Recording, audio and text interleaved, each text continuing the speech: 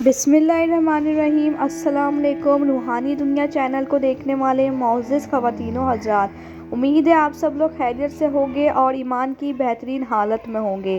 روم کی سرزمین کی طرف بھیجے گئے ایک گمنام نبی جنہیں رومیوں نے 3 دفعہ شہید کیا، وہ نبی کون تھے اور ان کی قوم کی طرف کون سا عذاب نازل ہوا؟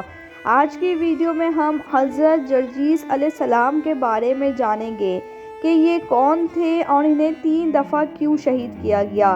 لیکن ناظرین، اگر آپ میرے چینل پہ نئے ہیں اور میرے چینل کو سبسکرائب نہیں کیا ہے تو میرے چینل کو صحابہ کرام کے واقعات جاننے کے لیے سبسکرائب کر دے اور بیل آئیکن کو پریس کر دے۔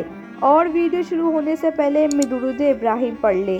اللہم صلی علی محمد وعلی آل محمد کما صلیت علی ابراہیم وعلی آل ابراہیم انک حمید مجید۔ اللہم بارک علی محمد وعلی آل محمد کما بارکت علی ابراہیم وعلی آل ابراہیم انک حمید مجید۔ روایتوں کے مطابق حضرت جرجیس علیہ السلام ملک شام یا روم کے کسی جگہ پیدا ہوئے تھے، اور یہ حضرت عیسیٰ علیہ السلام سے کچھ عرصہ پہلے کا زمانہ تھا۔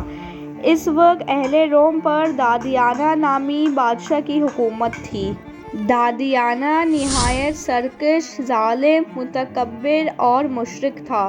وہ باطل دیوتاؤں کے بت بنا کر اسے زیر و زیورات سے سجایا کرتا اور اس کے آگے سجدہ کرتا۔ جو شخص بھی اس کے بنائے ہوئے بت کے آگے سجدہ کرنے سے انکار کرتا، یہ اس شخص کو آگ میں پھینکوا دیتا۔ لہٰذا اہل روم اس کے بت کے آگے سجدہ کیا کرتے۔ اس ظلم کے ماحول میں اللہ تعالیٰ نے حضرت جرجیس علیہ السلام کو اپنا نبی بنایا اور انہیں بادشاہ دادیانہ کے پاس جا کر حق کی دعوت دینے کا حکم دیا۔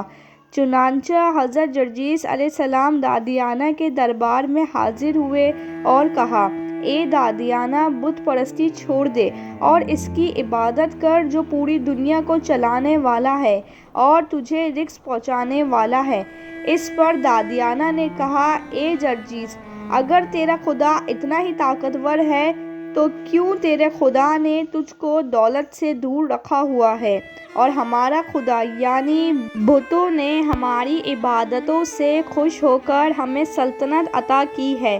حضرت جرجیس علیہ السلام نے فرمایا، دنیا کی زندگی کو بقا حاصل نہیں، اور جس کو بقا حاصل ہے وہ اس سے کئی درجے بہتر ہے۔ دادیانہ نے فرمایا، وہ جگہ کون سی ہے؟ آپ نے فرمایا، وہ جگہ جنت کی ہے جہاں ہمیشہ کی سرداری ہے۔ اس نے کہا، وہ جنت کس طرح حاصل ہوتی ہے؟ آپ نے فرمایا، بت پرستی چھوڑ کر ایک اللہ کی عبادت کر، لوگوں پر ظلم کرنا چھوڑ دے اور عدل و انصاف سے فیصلہ کیا کر، پھر اللہ تعالیٰ دنیا میں بھی سلطنت کو بڑھا دے گا اور آخرت میں بھی تیرا درجہ بلند کر دے گا۔ دادیانہ یہ سب سن کر غصے میں آ گیا اور کہنے لگا، اے جرجیس، تو دیوانہ ہو گیا ہے، جو ایک بار مر جاتا ہے وہ دوبارہ کیسے زندہ ہو سکتا ہے؟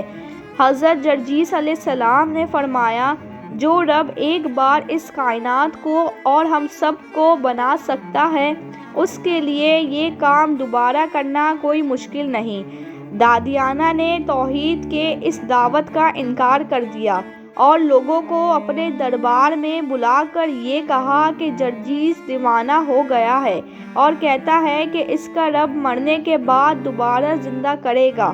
اس نے حضرت جرجیس علیہ السلام کو بطور سزا دار پر کھینچ کر ایک پتھر مارنے کا حکم دیا اور گوشت کو الگ کرنے کا حکم دیا اور کہا کہ اس کے گوشت کو الگ کر کے جلا دو، پھر دیکھو کہ اس کا خدا اس کو دوبارہ کیسے زندہ کرتا ہے۔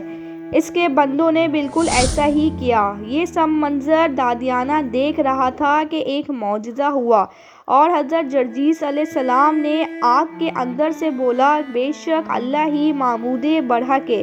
بادشاہ یہ دیکھ کر حیران ہو گیا اور کہنے لگا، اے جرجیس، تو دوبارہ زندہ کیسے ہو گیا؟ آپ نے فرمایا کہ مجھے اللہ نے دوبارہ زندہ کیا ہے، اور جب تک کہ وہ نہ چاہیں تو میرا کچھ نہیں بگاڑ سکتا، لہٰذا تم بھی کفر چھوڑ دو اور اللہ پر ایمان لے آؤ۔ لیکن دادیانہ نے بات نہ مانی۔ جرجیس علیہ السلام نے دعوت دینے کا سلسلہ جاری رکھا۔ آپ تمام لوگوں کے پاس جاتے اور انہیں دین حق کی دعوت دیا کرتے۔ دادیانہ کو جب یہ علم ہوا کہ آپ لوگوں کو دین حق کی دعوت دے رہے ہیں تو کبھی آپ کو سولی پر چڑھا دیتا اور کبھی گرم تیل کی دیگ میں ڈلوا دیتا، لیکن اللہ کی قدرت سے حضرت جرجیس علیہ السلام دوبارہ زندہ ہو جاتے اور لوگوں کو دین حق کی دعوت دیتے رہتے۔ ایک دن حضرت جرجیس علیہ السلام نے روم کے لوگوں سے خطاب کرتے ہوئے فرمایا، اے لوگو، میرا رب ہر دفعہ مجھے موت کے بعد دوبارہ زندہ کر کے تمہاری طرف بھیجتا ہے۔ اس واقعے کو دیکھ کر بھی تم لوگ ایمان کیوں نہیں لاتے؟ اس واقعے سے متاثر ہو کر 4000 لوگوں نے اسلام قبول کیا، اور دوسرے دن بادشاہ کی بیوی جس کا نام سکندرہ تھا وہ آپ کی خدمت میں حاضر ہوئی اور آپ پر ایمان لے آئی۔ اس کے بعد اب دادیانہ کو یہ خوف ہوا کہ کہیں سب حضرت جرجیس علیہ السلام پر ایمان نہ لے آئے اور اس کی بت پرستی ایسی نہ رہ جائے، تو اس نے اپنے سپاہیوں کو حکم دیا کہ ان 4000 لوگوں کو قتل کر دیا جائے جو دین پر قائم ہیں۔ بادشاہ کے حکم سے اس کے سپاہیوں نے 4000 لوگوں کو بڑی بے دردی سے قتل کر دیا اور بادشاہ نے اپنی بیوی کو خود سولی پر چڑھا دیا۔